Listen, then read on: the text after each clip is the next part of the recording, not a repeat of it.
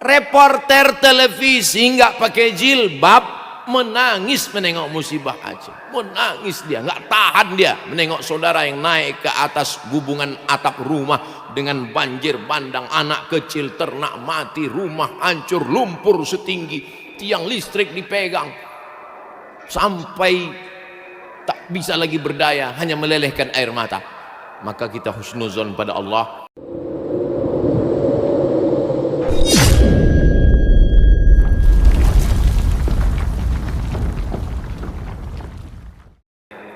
Wabihi nasta'inu ala umurid dunya wad din, wassalatu wassalamu ala al-qairil ghurril muhajjalin sayyidina wa maulana Muhammadin wa ala alihi wa sahbihi wa man tabi'ahu ila yaumiddin. Yang sama kita hormati Yang Mulia Wali Nangro Aceh Darussalam, ataupun yang mewakili Bapak Wakil Gubernur Aceh beserta Forum Komunikasi Pimpinan Daerah, Bapak Kapolda, Panglima, Ibu Wali Kota beserta Bapak Wakil Wali Kota Banda Aceh, para alim ulama, hadirin hadirat, muslimin muslimat, solihin solihat, mukminin mukminat yang belum kawin dan belum sunat. Semua yang hadir ini dimuliakan Allah Subhanahu wa taala. Amin ya rabbal alamin. Saya baca-baca di medsos, komen-komen, ada yang prihatin, ada yang sedih, ada yang ngejek pun ada juga, yang mencaci maki, yang sumpah serapah, semualah ada di medsos itu. Lalu saya pun mencoba mencari-cari kenapa musibah itu terjadi. Setelah saya cari-cari ayat Al-Quran, hadis Nabi, pendapat para ulama, pendapat orang-orang yang hebat, akhirnya saya rangkum ada 7 poin. Itulah yang mau saya sampaikan pada kesempatan ini. Yang pertama dari Al-Quran, a'udzubillahi minasyaitonirrajim. Ma asaba min musibatin fil ardi, segala musibah yang terjadi di bumi ini, tsunami, gempa bumi, gunung meletus, banjir bandang. Ma asaba min musibatin fil ardi wala fi anfusikum, kanker, sakit jantung, diabetes, kolesterol.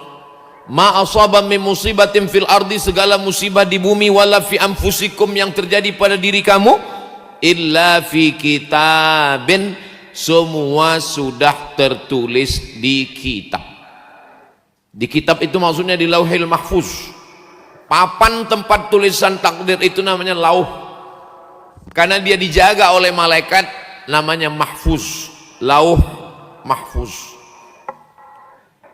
Min qabli an nabra'aha, sebelum kami mewujudkannya di alam nyata, sudah ada tulisan di Lauhil Mahfuz yang kita sebut dengan tulisan takdir. Itu dalam hadis, dalam ayat Quran. Penjelasannya ada dalam hadis, hadisnya ada dalam Sahih Muslim. Innallaha katabal maqadir, Allah sudah menuliskan takdir. 50 alfasanah, 50.000 tahun, qabla an yakhluqas samawati wal ard, sebelum Allah menciptakan langit, sebelum Allah menciptakan bumi, 50.000 tahun Allah sudah menetapkan di Lauhil Mahfuz bahwa tsunami itu terjadi, bahwa banjir bandang itu terjadi. Tidak ada kaitannya dengan dosa, tidak ada hubungannya dengan apapun, memang sudah ketetapan takdir Allah Subhanahu wa ta'ala. Hak prerogatif Allah, kita tidak bisa mengelak, kita tidak bisa membantah, memang sudah dipastikan pasti terjadi. Rencana kita mungkin tak terjadi, tapi rencana Allah pasti terjadi. Itu makanya rukun iman kita 6. Antu'mina billah wa malaikatihi wa kutubihi wa rusulihi wal yaumil akhiri wabil qadari khairihi wasyarrihi. Jangan tambah lagi. Sekarang banyak orang ditambahnya pula rukun iman ini macam-macam lagi. Antu minabillah wa malaikatihi wa kutubihi wa rusulihi wal yaumil akhiri wabil qadari khairihi wasyarrihi wabi dokter spesialis dan lain-lain. Saya masih ke dokter, saya masih berobat, saya masih ke rumah sakit, tapi segala yang terjadi itu adalah memang sudah takdir Allah subhanahu wa ta'ala. Ini yang pertama. Inilah jawaban yang paling enak. Apapun yang terjadi, takdir. Oh, nggak bisa begitu Pak Ustadz. Masa hutan yang dipotong, pokok kayu yang ditumbang, terjadi longsor, kok itu takdir? Sabar dulu, ini kan baru satu.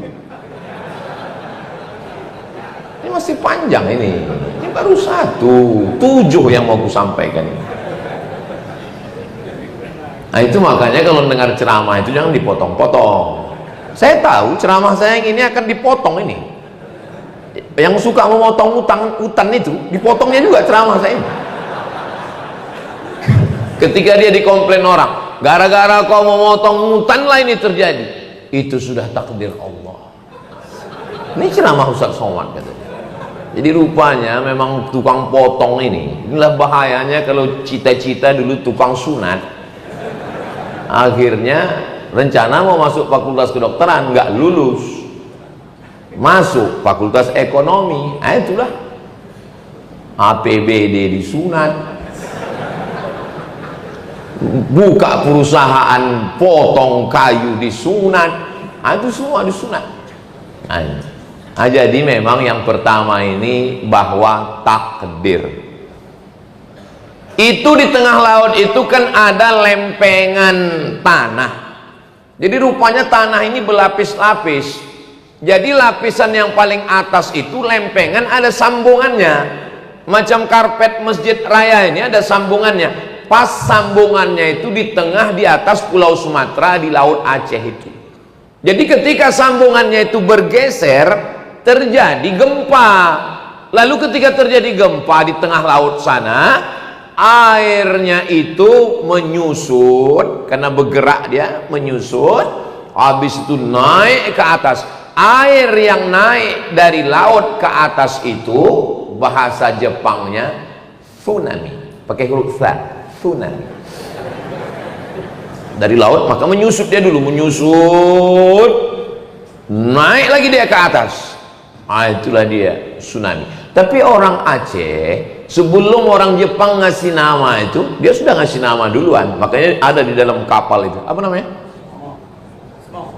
Smong. Makanya kalau kita mau pakai bahasa kita, jangan sebut tsunami, smong. Jadi kenapa sebagian masyarakat Aceh selamat? Ya karena takdir. Kan pembahasan kita yang pertama ini takdir. Semua sudah takdir. Bagaimana cara membedakannya? Ini cara membedakannya. Kita tidak bisa mengelak. Ada yang bisa kita pilih dan ada yang tak bisa kita pilih. Saya mau bicara di bawah atau bicara di atas. Itu bisa memilih atau tak bisa memilih? Kalau tuan pergi ke Belawan, jangan lupa membeli kikir. Memang kalau belum sarapan susah kita berpikir. Saya ceramahnya di bawah atau di atas, itu bisa memilih atau tak bisa memilih? Bisa.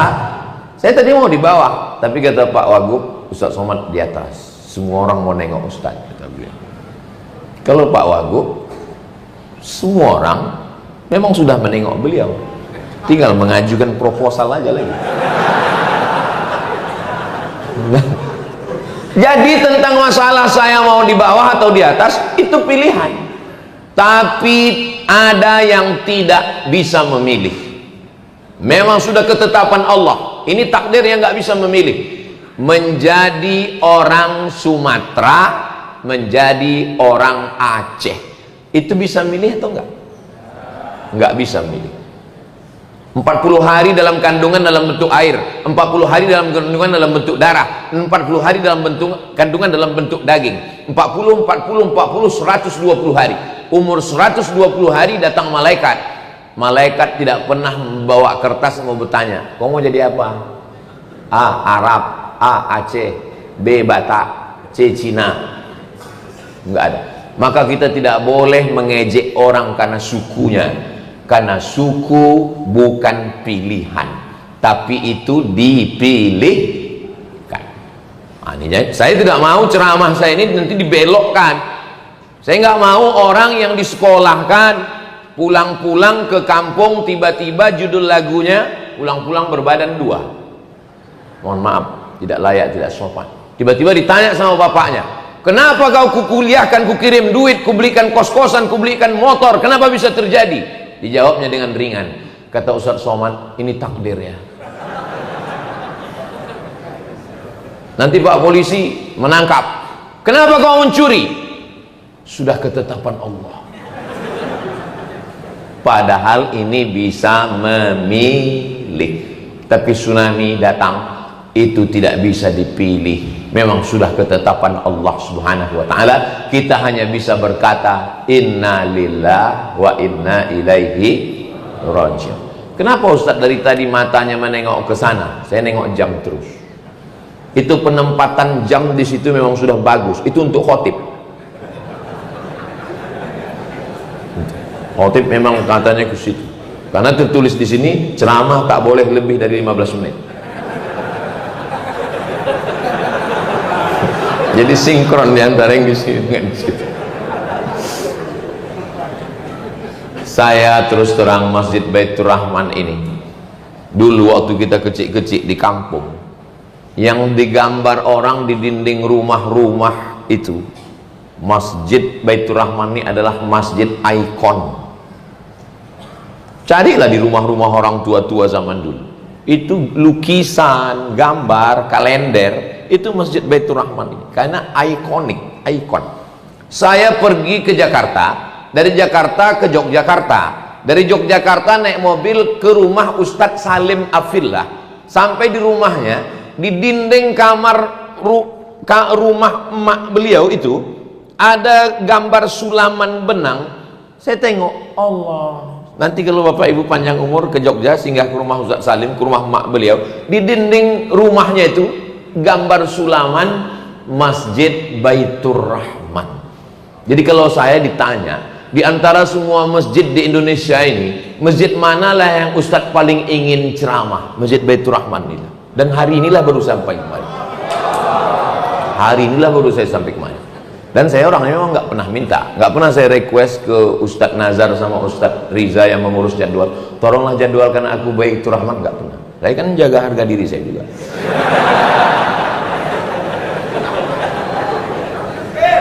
Di hari ini tercapai cita-cita saya, bisa saya berdiri di Masjid Baitur Rahman yang dari kecil saya tengok gambarnya ditulis di dinding. Andai saya mati sebelum ini, mungkin penasaran ruh saya. Tapi sesudah ini, tapi jangan pula bilang sesudah ini Ustaz mau mati-matilah. Andailah mak saya masih hidup, bisa saya bercerita ke dia, mak, aku udah ceramah di Masjid Baitur Rahman yang gambarnya di kalender rumah kita dulu. Tapi insya Allah walaupun beliau sudah meninggal, beliau melihat amal saya hari ini, dan beliau sebagai ibu yang melahirkan saya, bangga dia saya sudah di Masjid Baitur Rahman ini, insya Allah. Kalau mau foto sering di luar, tapi ceramah baru ini.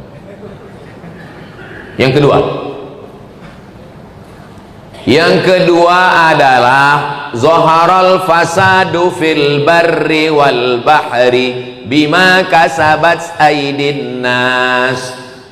Terlihat nyata kerusakan fil barri di daratan, wal bahri di lautan, bima kasabat aydin nas, akibat perbuatan tangan manusia. Ini baru masuk yang tukang potong hutan tadi. Ini ada dia. Ini kalau dia ada hadir pengajian ini, inilah yang didengarnya nomor 1. Habis itu permisi deh ke toilet dulu ya, kencing. Ini kayaknya aku kena ini katanya nomor 2. Zaharal fasad, sudah ternampak kerusakan fil barri, daratan dulu.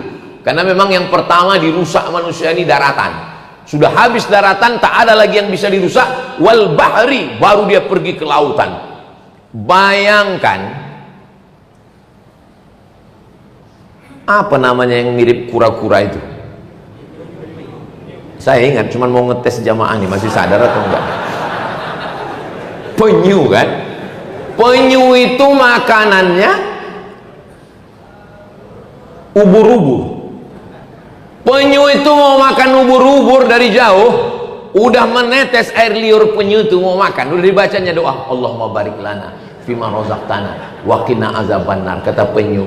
Begitu ditelannya, rupanya sampah plastik. Bayangkan kecewanya penyu itu kena prank. Antara ubur-ubur dengan sampah plastik, siapa yang membuang sampah plastik ini? Maka buanglah sampah pada tempatnya. Ada Profesor Dr. Junaidi namanya, sahabat saya. Dia kebetulan pergi ke tengah laut sama bule. Bule itu perempuan, kalau laki-laki pakle. Sama bule. Bule dari Jerman. Sampai di tengah laut, bule itu makan jeruk. Dimakannya jeruk, kulitnya dikantonginya. Dikantonginya kulitnya. Profesor Junaidi ini heran, kenapa bule ini mengantongi jeruk? Cuman dia nggak nanya, diam aja. Sesudah kapal itu pulang ke pantai, barulah kulit jeruk itu dibuangnya ke tong sampah. Orang kita sengaja membawa tong sampah itu ke laut untuk membuang sampah ke tengah laut. Jadi kerusakan di laut, di bumi karena tangan manusia. Pohon yang akar tunggal, akarnya memegang tanah dan dia menahan air. Kalau pohon ditumbang, akarnya copot, lapuk, sehingga tanah tidak bisa ditahan, air pun turun ke bawah. Pelajaran kelas 4 SD, nama pelajarannya IPA, ilmu pengetahuan alam. Kita duduk dulu sama-sama pakai kelompok, namanya CBSA, cara belajar siswa aktif. Masih ingat? Yang ingat berarti udah tua, sebaya sama saya. IPA itu dulu pelajarannya. Bahkan dipraktekkan, ditumpuk tanah, diletakkan pohon yang akarnya panjang, disiram air dari atas. Kenapa tanahnya tidak longsor? Karena diikat oleh akar kayu. Akar kayu ini dipotong, lalu kemudian lapuk sehingga tidak bisa lagi ditahan, dan terjadilah banjir bandang, habis. Memang di Malaysia banjir juga, Kedah banjir, Kelantan banjir. Cuman di tempat mereka yang banjir, yang turun dari atas langit itu cuman air. Tempat kita bisa pula turun dari atas langit itu kayu gelondongan. Dari mana ini datang kayu-kayu ini? Nah, ini ayat yang kedua. Memang kerusakan akibat tangan manusia. Tangan saya nggak pernah memotong, Ustadz. Tangan saya nggak pernah megang kampak, tangan saya nggak pernah megang sinso, tangan saya, memang tanganmu tidak pernah motong, tapi tanda tangan sudah meluluh lantakkan. Makanya saya seumur-umur hidup saya ini sudah umur, banyak orang salah sangka. Saya selalu dibilang orang, Ustadz umurnya 28 ya. Saya bilang, saya ini umur saya 48 lahir, tapi orang tuh berkeras juga 28. Udahlah 28 lah, saya bilang, nggak apa-apa. Saya seumur-umur ini lahir 1977, sekarang sudah 2025, sudah 48 umur saya. Saya belum pernah sekalipun sholat minta hujan ketika Riau berasap. Jarak pandang di kota Pekanbaru sudah tinggal 30 meter lagi, mata sudah perih pakai masker. Tolonglah Ustadz sholat istisqa, nggak mau saya, sekalipun saya nggak mau. Kenapa? Karena yang membakar hutan itu ikut juga sholat. kuat pula nangis dia lagi. Ya Allah. Pas giliran hujan tak turun, kita disalahkan orang itu. Kenapa hujan nggak turun? Itulah gara-gara Ustaz Somad imamnya, kata dia. Pas giliran hujan turun, apa kata dia? Gara-gara doa saya lah itu. Maka saya nggak mau, sekalipun saya nggak mau sholat istisqa. Udahlah, nggak usahlah kau libatkan aku dalam sandiwara ini. Cukuplah itu sudah. Jadi tentang masalah kerusakan ini memang sudah kejahatan yang masif, memang sudah kejahatan berjamaah. Maka terjadilah apa yang terjadi. Yang memotong dapat kayu, yang ngasih izin dapat duit. Giliran hancur saudara-saudara kita yang tak pernah dapat apa-apa. Mudah-mudahan Allah memberikan kekuatan kepada saudara-saudara kita, insya Allah. Ini yang kedua. Berikutnya yang ketiga. Omongan saya hari ini dan dimanapun saya ngomong gak pernah menurut saya. Saya selalu pakai ayat Quran, hadis Nabi, pendapat ulama. Yang ketiga, hadis Nabi. La ta'murunna bil ma'ruf, ajak orang buat baik, ajak orang buat baik. Wala tanhaunna 'anil munkar, larang orang buat mungkar. Kalau kamu diam, tidak melakukan nahi mungkar, la yusikanna ayyab'atsallahu 'alaikum iqaban, Allah akan menurunkan hukuman. Ini yang melakukan perbuatan mungkar, yang tidak ada hubungan dengan pohon kayu, tidak memotong, tidak membakar, tapi dia melakukan perbuatan mungkar. Dan orang diam, ustadz diam, ayah emaknya diam, dan kita ketika ditembak pun juga diam. Kau janganlah pacaran. Yang pacaran aku, yang punya motor aku, yang goncengan aku. Kenapa kau yang ribut? Urus saja surgamu, jangan kau urus neraka. Ditulisnya pula tuh di baju kaos, urus surgamu, jangan kau urus neraka. Kita pun mau menasihati dia jadi takut. Iya juga ya. Memang dunia ini saking banyaknya orang gila, orang waras pun ragu tentang kewarasannya. Bayangkan kalau 10 anak muda nulis semuanya, urus surgamu, jangan urus nerakaku. Kita pun terdiam jadinya. Makanya itulah pentingnya kita ngaji dengan UAS, Ustadz Akal Sehat. Kalau kita begini gimana jawabnya? Jawabnya begini, memang motornya motor kau, memang duitnya duitmu, memang perempuan itu pacar kau, tapi kalau azabnya datang aku kena juga. Bodoh. Begitu. Karena ketika buat dosa, buat maksiat, tsunami datang, gempa bumi datang, gunung meletus. Memangnya waktu tsunami itu datang ditengoknya dulu. Ini rumah orang soleh. Kami kesana dulu ya, gitu. Mana ada, disapunya semuanya. Itu air yang turun dari atas gunung itu. Padahal kan sudah ada jalur sungai. Sungai itu kan belok ke kiri, belok ke kanan. Nggak mau dia ikut jalur itu. Rata semua dibuatnya. Habis rumah orang baik kena, orang yang tak baik pun kena. Mudah-mudahan orang-orang baik yang meninggal dunia menjadi syahid, insya Allah. Adapun orang yang tak baik meninggal dunia, ya mudah-mudahan diampunkan Allah juga lah dosanya. Saya tahu kalian udah semangat kali mau mengaminkan.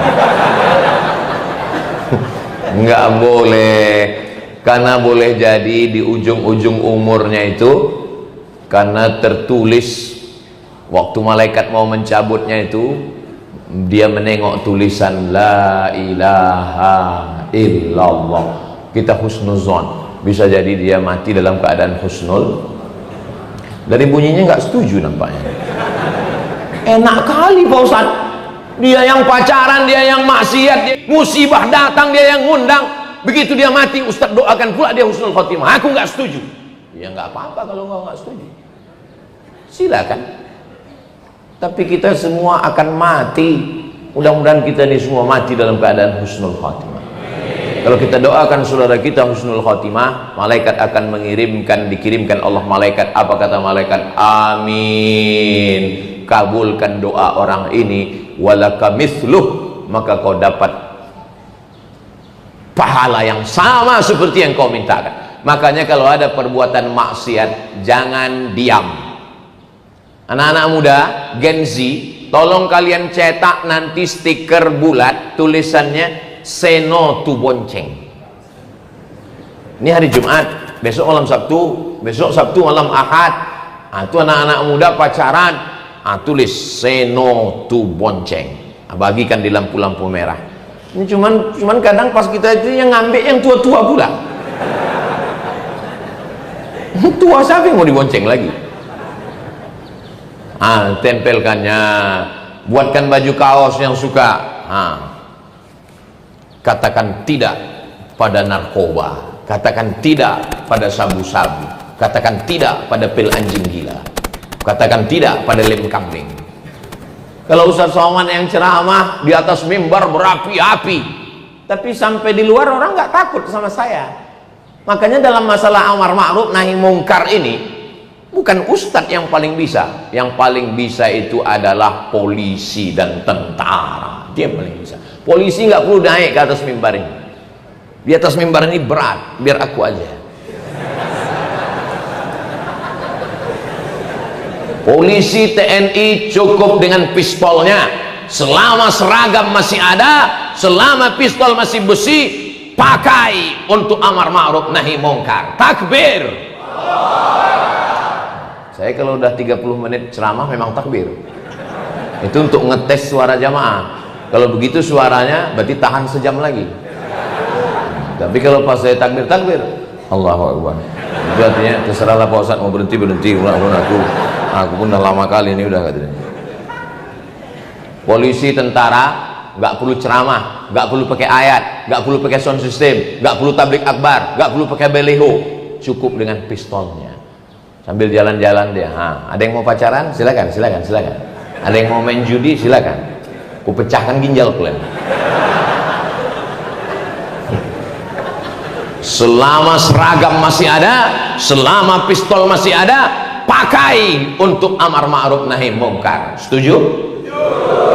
Jangan nanti baju sudah diambil negara, pistol sudah ditarik, barulah datang ke ustadz. Apa yang bisa kita lakukan? Bapak masih aktif, baru pensiun Pak. Banyak-banyak istighfar aja Pak. Apa yang mau dilakukan lagi? Ustadz, saya selalu ikuti ceramah Ustadz, saya mau nahi mungkar Pak Ustadz. Bapak dari mana? Saya polisi Pak Ustadz. Pistol besi udah diambil negara Pak Ustadz, tinggal pistol air. Itu pun kadang-kadang mati, kadang-kadang hidup Pak Ustadz. Udahlah Pak, banyak-banyak ziarah kubur aja lah Pak. Itu maka semangat saya ini karena saya tengok masih berseragam bapak-bapak kita. Maka gunakan kekuasaan ini. Suami saya Pak Ustadz tidak polisi, tidak TNI Pak Ustadz, nggak ada pistolnya, tapi ada pentungan, pakai. Itu jangan pakai, macam-macam. Amar ma'ruf nahi mungkar. Kalau kamu tidak melakukan amar ma'ruf nahi mungkar, kata Nabi, la yusikanna ayyab'atsallahu alaikum iqaban. Pasti Allah menurunkan hukuman, dan ketika Allah menurunkan hukuman, summa tad'unahu, lalu kamu berdoa beramai-ramai, istighosah kubra, zikir, fala yustajabu lakum, doa kamu tidak dikabulkan. Gara-gara apa? Gara-gara tidak melakukan amar ma'ruf nahi mungkar. Makanya pejabat-pejabat sangat bisa, kepala dinas, kepala badan, kepala kantor, yang ada kepala, yang tak berkepala, bisa. Wali kota, wakil wali kota, langsung masuk ke sana kemari, dapat laporan dari masyarakat, datang. Gubernur, wakil gubernur, sangat bisa. Ini adalah ajaran agama Islam. Jadi dalam Islam itu, kalau mau melihat orang berkuasa, ketika dengan kekuasaan dia bisa melaksanakan amar ma'ruf nahi mungkar. Man ra'a minkum mungkaran, siapa yang menengok kemungkaran, falyughayyirhu biyadihi, dengan tangan dulu. Nggak bisa dengan tangan, fabilisani, dengan lidah. Saya ini nggak punya tanda tangan, saya nggak punya martil palu hakim konstitusi Mahkamah Agung, saya tak punya kekuasaan, tapi saya masih punya suara. Itu pun kalau mikrofon masih hidup. Kalau mati mikrofon ini hilang juga suara. Makanya di beberapa tempat kalau saya ceramah itu kadang-kadang mati begitu. Kenapa? Panitianya ketakutan. Daripada kita kena amuk, bagus mic kita matikan katanya. Tapi di Aceh ini saya ceramah belum pernah mic-nya mati. Nah, itulah. Karena saya tengok udah agak-agak mau mati. Ini yang ketiga. Yang keempat, ma yusibul mu'min min nasabin wala wasabin wala saqamin wala syaukin yastakuha. Sakit, gundah gulana, susah pikiran, demam panas, duri mencucuk tapak kaki, illa kaffarallahu anhu biha sayyi'atuh. Itu cara Allah untuk mengampunkan dosa-dosa.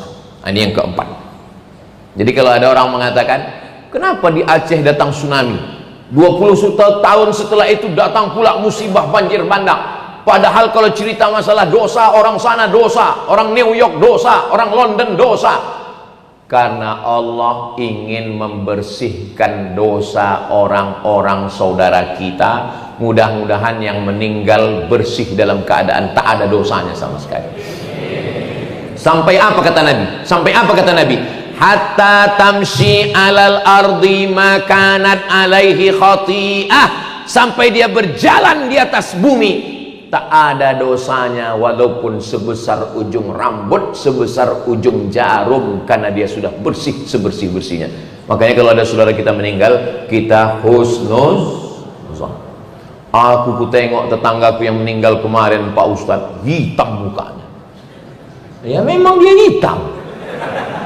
Saya inilah kalau mati dibuka orang tutup, apa kata orang? Ku tengok muka Ustadz hitam. Waktu hidup pun memang hitam. Tapi kami tengok di YouTube itu putih, lampunya terang. Nah, jadi masalah husnuzon ini nggak usah kita tengok dari fisiknya. Maka ada orang-orang, saya heran Pak Ustadz, sholat rajin, puasa sunat rajin, ngaji rajin, sakit aja bawaannya. Kawan saya sholat nggak pernah, sedekah nggak pernah, pengajian nggak pernah, sehat walafiat, nggak mati-mati. Itu bukan nikmat, itu namanya istidraj. Istidraj itu namanya. Yang kita khawatirkan itu bukan sakit, yang kita khawatirkan itu bukan musibah, yang kita khawatirkan adalah badan sehat, rezeki lancar, tapi sebenarnya kita sedang dijauhkan dari Allah Subhanahu wa ta'ala.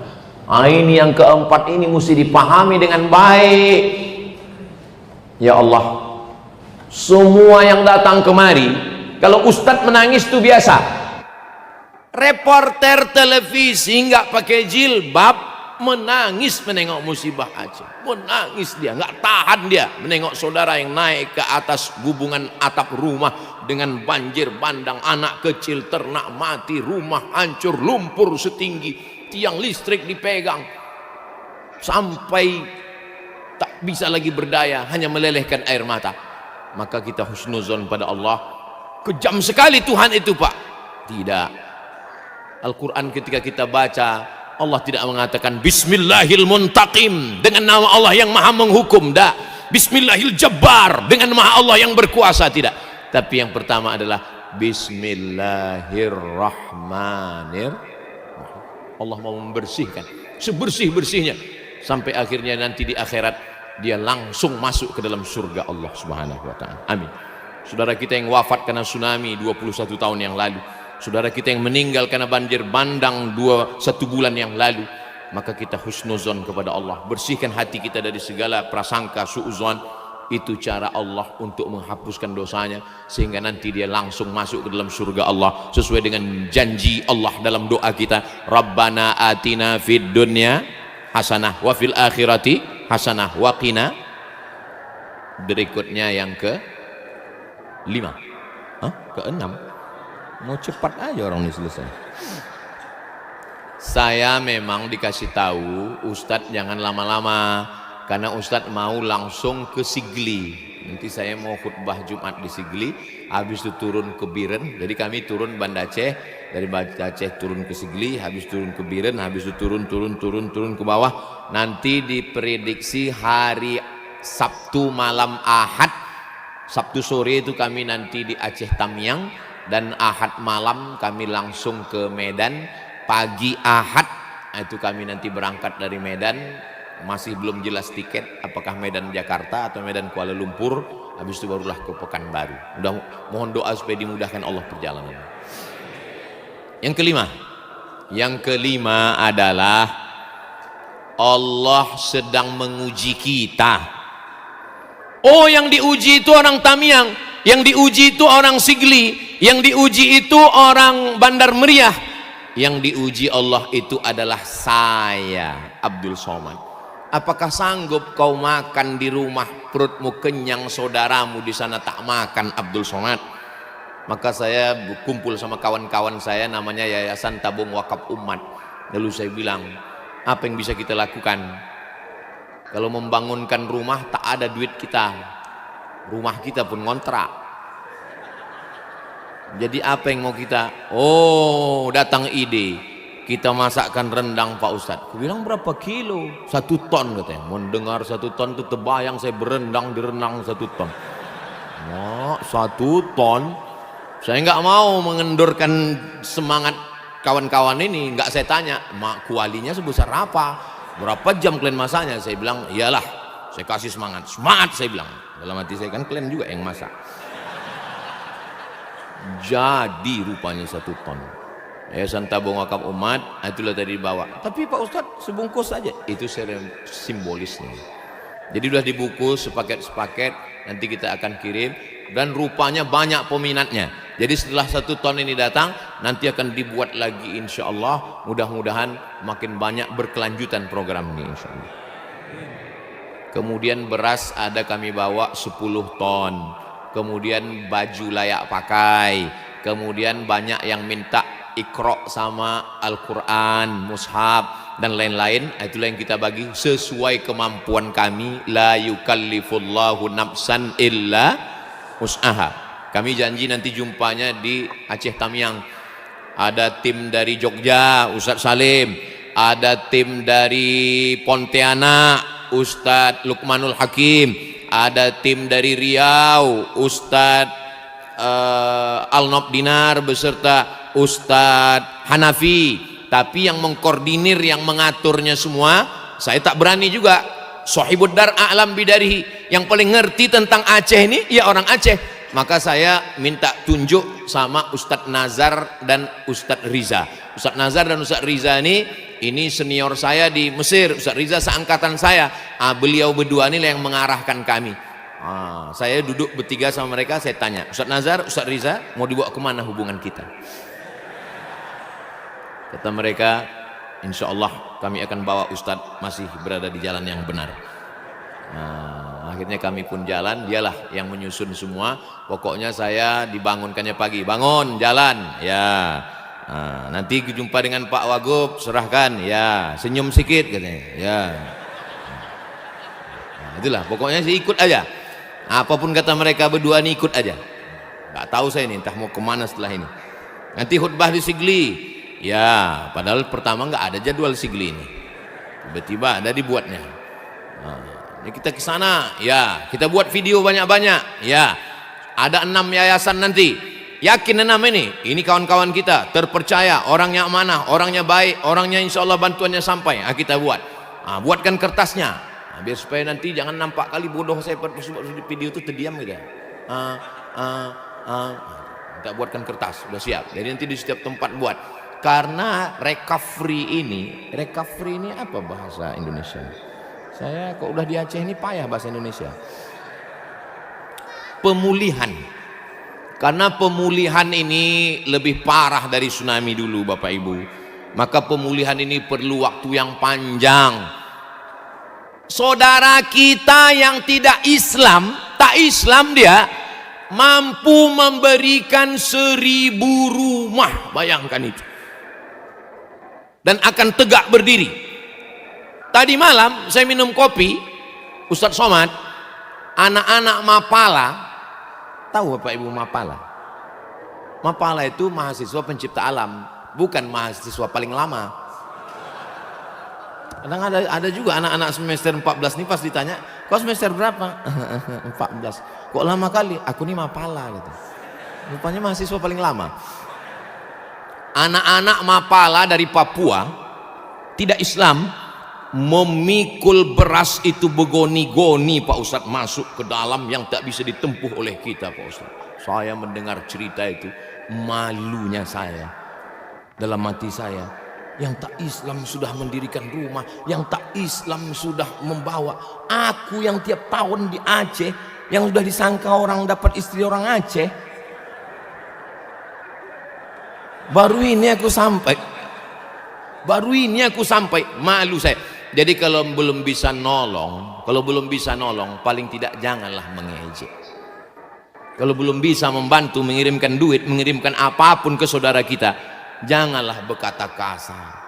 Saya yang tidak berada jadi korban pun membacanya itu tak sanggup saya. Asalkan nampak saya tulisan yang kasar, saya lewatkan cepat. Asal nampak saya video-video yang ngomong macam-macam, saya lewatkan cepat. Kenapa? Takut saya kubanting handphone itu. Handphone itu hancur, dia ketawa. Yang bisa menolong, datanglah kemari. Ustadz Riza, Ustadz Nazar, ya, saya kebetulan di Kuala Lumpur ini di Malaysia. Gimana kalau kita jumpai Pak Menteri Agama? Siap. Terbang Ustadz Riza dengan Ustadz Nazar langsung dari Banda Aceh ke Kuala Lumpur. Kami pun menjumpai Pak yang berhormat Menteri Agama.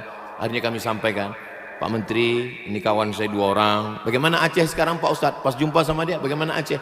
Kami mohon bantuan dari masyarakat Aceh Pak, begini-begini. Kalau tidak bisa G2G, negara to negara, nanti kirimkan aja ke yayasan terpercaya, nanti kami akan sampaikan Pak, insya Allah Pak Ustadz, kata beliau.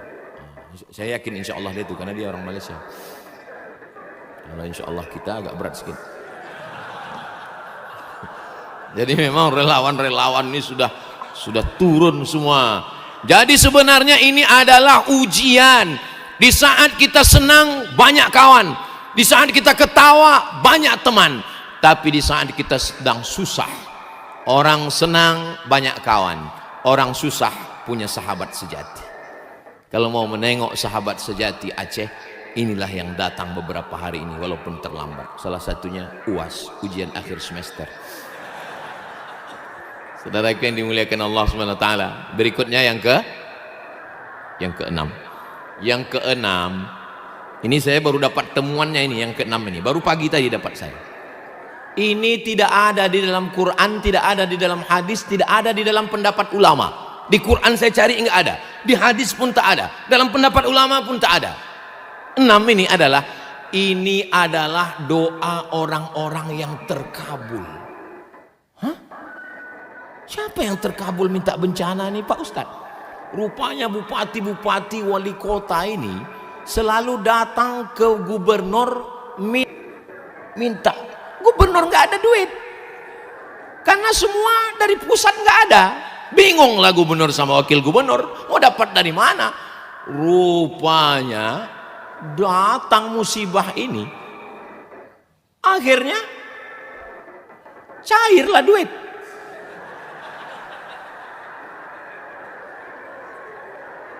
Kontraktor, perusahaan-perusahaan 60, 30-nya untuk Aceh. Akhirnya bupati, kepala daerah, rupanya orang ini banyak pergi umroh untuk berdoa supaya cair duit ini. Itulah maka cair duit ini. Turun. Saya pun baru dapatnya tadi pas sarapan tadi. Ngobrol dengan Pak Wagub. Tadi saya dengar, oh begitu rupanya, saya bilang. Enggak ada proyek di Aceh Pak Ustadz, karena enggak ada duit. Sekarang setelah turun 3 triliun ini, proyek pembuatan rumah, proyek itu, proyek ini. Jadi ini memang ada beberapa orang yang berdoa ini. Tapi kalau bisa janganlah kalian berdoa lagi. Aku minta sama kalian janganlah berdoa lagi. Coba tulis itu. APBD Riau 8 triliun. Tengok, APBD Riau 2006 8 triliun. Mana provinsi yang paling kaya? Kalimantan Timur. Berapa? Kalimantan Timur 14 triliun. Aceh 11 triliun. Begitu ada musibah nih 30. Bayangkan nih. Jangan tepuk tangan, nanti datang dia lagi. Masaibu qaumin inda qaumin fawaidu. Pepatah Arab, bukan hadis. Musibah bagi suatu kaum, tapi sebenarnya di balik itu ada fawaid, ada manafi', ada hikmah. Asa an takrahu syai'an, boleh jadi kamu benci sesuatu, wa yaj'alallahu fihi khairan katsira, ada kebaikan-kebaikan. Karena sudah terjadi, mau diapai lagi? Tak bisa kita tolak, maka kita tinggal mengambil hikmah-hikmahnya. Kita kawal, kita doakan. Tapi jangan gara-gara ini lalu NGO, non-government organization, LSM, jangan sampai berhenti. Terus, apa yang bisa kita bantu, kita bantu. Ini kawan-kawan saya yang dari Medan menunggu nih di Aceh Tamiang. Ustaz Somad, kami menunggu. Kapan Ustaz datang?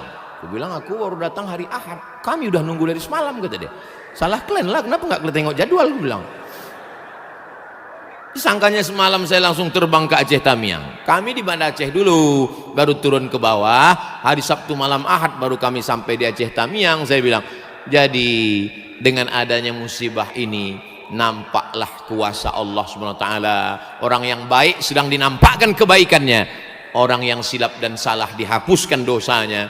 Kita berharap mudah-mudahan kita semua tidak menambah redam remuk hancurnya hati saudara kita.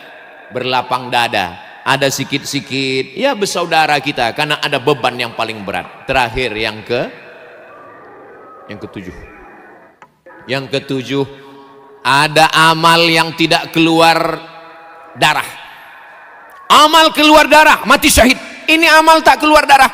Ada amal yang tak keluar keringat. Keluar keringat tawaf, sa'i, umrah, jihad. Ini nggak keluar keringat. Ada amal yang tidak keluar duit. Yang keluar duit, zakat, wakaf, infak, sedekah, wasiat, hibah, ghanimah. Ini nggak keluar duit, tidak keluar darah, tidak keluar duit, tidak keluar tenaga. Amal ini amal yang paling besar pahalanya. Apa itu amal? Ridho menerima takdir Allah. Inilah amal yang sedang diberikan Allah kepada orang Aceh. Orang Aceh didatangkan Belanda. Negeri yang tidak bisa dijajah oleh Belanda adalah Aceh. Orang Aceh melihat hidup ini kecil setengah sayap nyamuk seperti hadis Nabi. Apa kata orang Aceh? Kalau aku mati, aku akan mati syahid. Kalau aku hidup, besok pagi aku minum kopi di Molabuh. Itu terjemahan bahasa Indonesianya. Tengku Umar, beliau meninggal sebagai seorang syahid. Saya ziarah ke makam beliau, masuk ke dalam hutan. Apa kata yang menjaga makam? Tengku Umar ini, Ustaz Somad, jangankan hidupnya, jenazahnya pun ditakuti Belanda.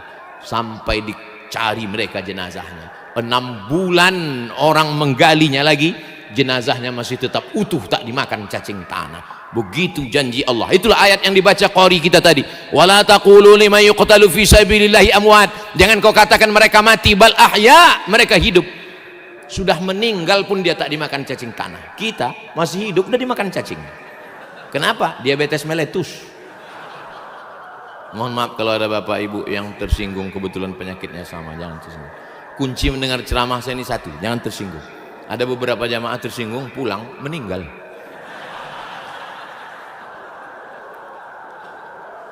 Datang Belanda, Belanda tak bisa masuk.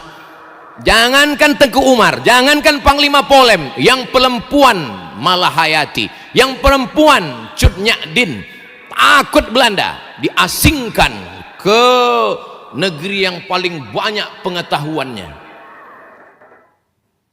Sumedang. Pengetahuan, iya, karena Sumedang itu banyak tahu.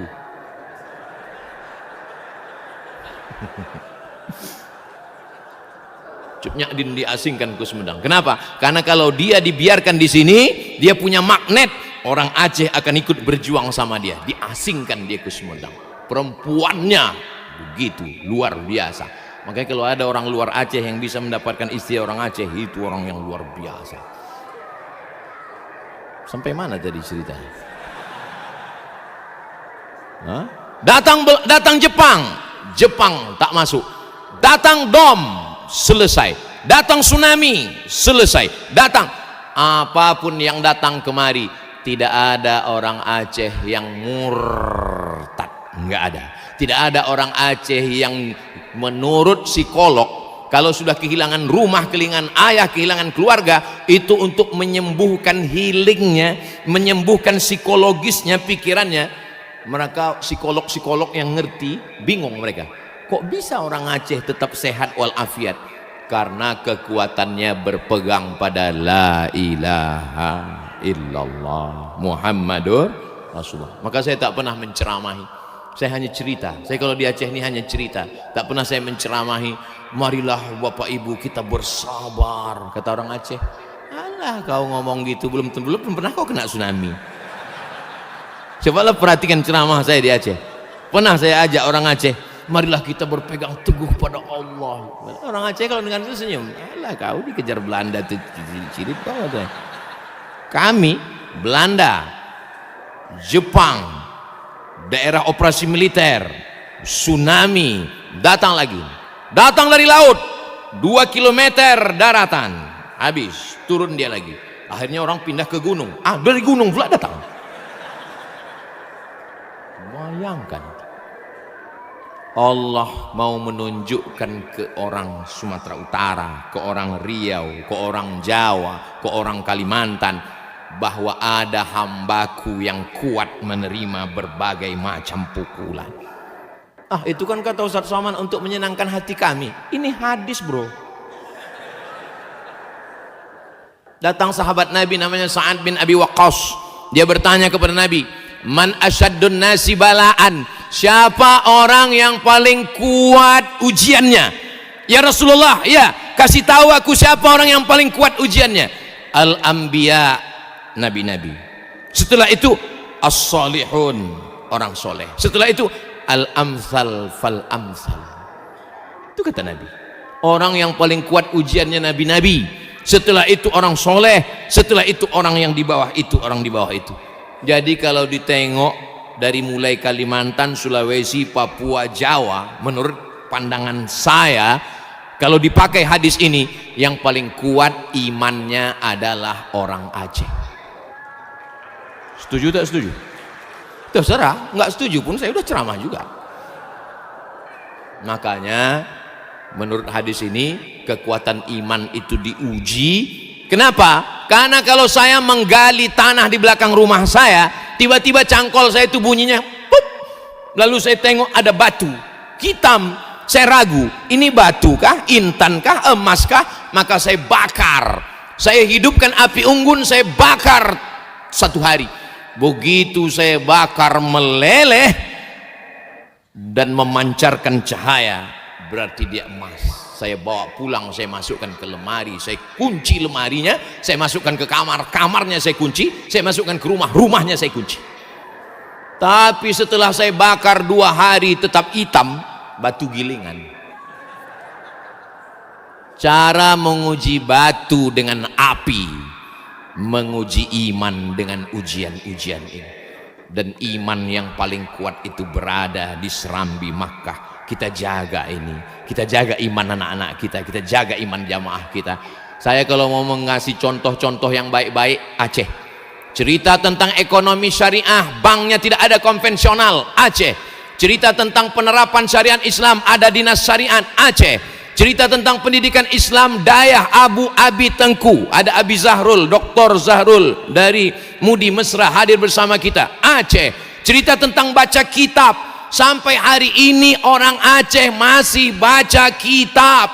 Dari mulai matan takrib, Fathul Qarib, I'anatul Talibin, Kanzur Raghibin Mahalli, Qalyubi wa Umairah, Al-Majmu' Syarah Muhazzab. Sampai hari ini Dayah masih baca kitab kuning dari mulai matan Al-Ajurrumiyah, Al-Kawakibud Durriyah, Al-Imriti, Alfiyah Ibni Malik, sampai Syarah Ibni Aqil. Masih istiqamah mereka menghormati ulama. Maka kalau ada orang yang mengejek, dia belum kenal, kasih tahu dia, kasih kenal dia, ajak dia ngopi. Kau jangan ngejek, ayo kita ngopi, ajak dia ngopi ke tepi laut sana. Ustadz ngomong begitu itu kan mau menyenangkan hati orang Aceh aja. Islam pertama datang di Nusantara ini kemana? Aceh. Al-Quran pertama kali diterjemahkan ke dalam bahasa Melayu oleh siapa? Syekh Abdul Raub As-Singkili, orang Aceh, yang membawa tarekat Syattariyah langsung dari Imam Al-Qushashi, dari Syekh Ibrahim Al-Qurani, sampai datang orang dari Jawa Barat, Syekh Abdul Muhyi Pamijahan, mengambil tarekat Syattariyah kemari. Datang saudara kita dari Makassar, Syekh Yusuf Al-Makassari Tajul Khalwati, mengambil tarekat Syattariyah kemari. Datang saudara kita dari bumi Minangkabau, dia adalah Syekh Burhanuddin Ulakkan dari Pariaman, datang kemari mengambil tarekat Syattariyah. Siapa yang pertama kali menyusun sastra Melayu? Syekh Hamzah Fansuri. Berawal peradaban itu dari sini, menunjukkan bahwa dia kuat, dipukul dengan angin puting beliung. Anginnya kencang, lautnya dalam, karangnya tajam, puting beliung, tapi lulus. Dia akan melahirkan nahoda-nahoda kapal yang luar biasa. Tapi kalau hanya sekedar ombak-ombak kecil, dia hanya akan melahirkan perahu bebek. Jadi kalau ada anak-anak sekarang, kenapa ujian ini begini berat Pak Ustadz? Kenapa begini? Ini namanya generasi stroberi. Generasi stroberi itu ditengok cantik, tapi kena panas sedikit layu, letoy, lemah, letih, lesu. Berarti kau tak layak jadi orang Aceh. Cepat kau ke laut. Sudah lama ikan hiu itu nunggu kau membacakan doa Allahumma barik lana fima razaqtana wa qina azabannar.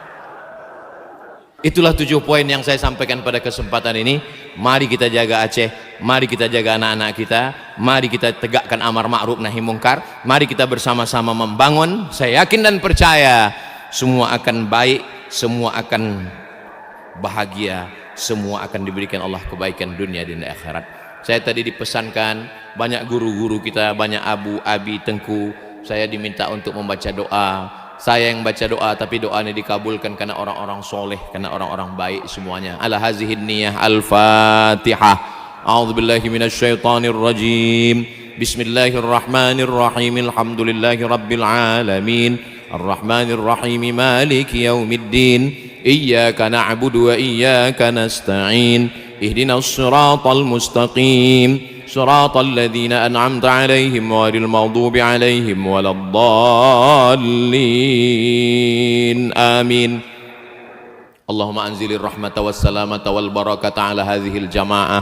Ya Allah, turunkanlah keselamatan, kerahmatan, keberkahan kepada seluruh jamaah yang berzikir, bermuhasabah, bersolawat, beristighfar pagi ini. Di hari yang penuh dengan keberkahan, hari Jumat, kami berkumpul dengan pemimpin yang adil dan amanah bersama para guru kami, para abu, para abi, para tengku yang memimpin dayah, yang memimpin anak-anak kami, yang menyebarkan agama dengan tulus ikhlas. Kami bersama dengan orang-orang soleh memohon bermunajat kepadamu. Rabbana fir lana dzunubana, ampunkan dosa kami, wali abaina, ayah kami, wali ummahatina, emak kami, wali azwajina, pasangan hidup kami, wali dzurriyyatina, anak keturunan kami, wali man hadarana, semua yang hadir ini bersihkanlah dari dosa-dosa ya Allah.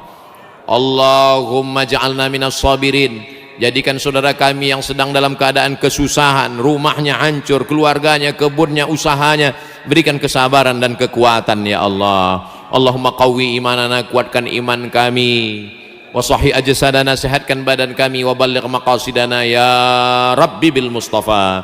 Berkat kemuliaan Nabi Muhammad sallallahu alaihi wasallam, balligh maqasidana, sampaikan segala maksud niat baik kami, niat dunia, niat akhirat. waghfir lana ma madha, ampunkan dosa-dosa kami. Allahumma jazil waqifina wal mutasaddiqin, saudara-saudara kami dari jauh yang dengan 1, 2, 3 rupiah dia kirimkan untuk menolong, berikan mereka balasan kebaikan ya Allah. Allahumma hdi qaumana fa innahum la ya'lamun, saudara kami yang belum bisa menolong tapi masih mengirimkan kabar yang tidak baik, berikan hidayah kepada mereka, lembutkan hatinya ya Latif, ya Latif, ya Latif, engkau yang maha lembut, maha kasih dan sayang, ya Arhamar Rahimin irhamna. Allahumma dafa'an al-ghala wal waba wal fahsya wal riba wal zina, selamatkan umat ini dari narkoba, dari zina, dari perbuatan keji dan mungkar ya Allah.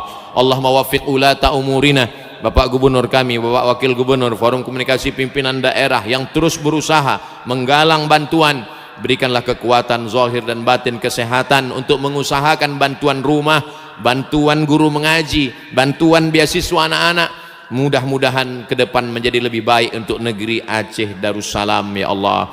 Allahumma ja'al hadzal balada baladan amina, jadikanlah Nangro Aceh Darussalam negeri yang aman, negeri yang damai. Allahumma aftah lana abwabal khair, bukakan pintu kebaikan, wa abwabal rizqi, pintu rezeki, wa abwabal barakah, pintu keberkahan. Allahumma kama jama'atana fi hadzal makanil mubarak, sebagaimana engkau kumpulkan kami di tempat yang paling mulia, masjid, di hari paling mulia, hari Jumat, di waktu yang mulia, fajma'na ma'al habibil mustafa fi jannatikal ula, kumpulkan kami nanti di surga bersama Nabi Muhammad sallallahu alaihi wasallam. Rabbana atina fid dunya hasanah wa fil akhirati hasanah wa qina adzaban nar, wa sallallahu ala sayyidina Muhammad wa ala alihi washabbihi wasallam, walhamdulillahi rabbil alamin. Sallallahu wa sallama ala nabi sayyidina Muhammadin wa alihi wa sahbihi ajma'ina. Sallallahu wa sallama ala nabi sayyidina Muhammadin wa alihi wa sahbihi ajma'ina. Sallallahu wa sallama ala nabi sayyidina Muhammadin wa alihi wa sahbihi ajma'ina. Mudah-mudahan dengan memperbanyak selawat hari Jumat, Allah memberikan kita kebaikan dunia akhirat. Allah menyehatkan badan kita, mengampunkan dosa kita, menempatkan di tempat yang terbaik. Terima kasih segala perhatian, mohon maaf segala kesilapan dan kekhilafan. Mohon doa semua jamaah supaya diberikan Allah kemudahan, kelancaran. Saya tutup dengan pantun penutup, menangkap puyuh di Bukit Selasih. Thank you dan terima kasih. Assalamualaikum warahmatullahi wabarakatuh.